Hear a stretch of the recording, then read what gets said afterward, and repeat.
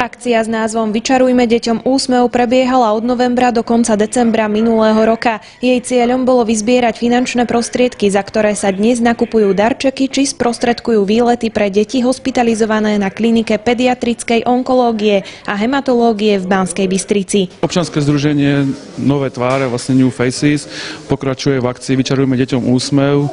Navštevujeme onkológiu pravidelne, sme tu už asi 6. krát, teraz vlastne prídu futbalisti z FC Nitra a zástupcovia Dukly Banská Bystrica a chceme potešiť deti na onkológii nejakými drobnosťami, darčekmi. Poslaním zástupcov futbalových klubov pôsobiacich v domácej najvyššej ligovej súťaži, ktorí v kabínach spoločne vyzbierali 12 000 eur, bolo aj v stredu 1. augusta vyčarovať malým pacientom úsmev na tvári. Je to proste pre nás niečo výnimočné a sme radi, že môžeme aspoň takýmto spôsobom navštíviť tie deti a zúčastniť sa takéto akcie. Za mnou prišiel s takýmto niečom brankár Peter Boroš, vlastne či by som nebol ochotný prísť za týmito deťmi.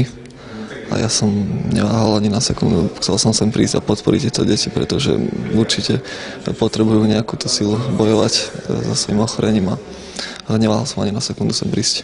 My sme sa snažili nejakými hračkami, nejakými predmetmi, nejakou elektronikou, proste tak zo všetkého niečo a snáď sa nám podarí aspoň teda pár z nich potešiť, to bude pre nás dôležité.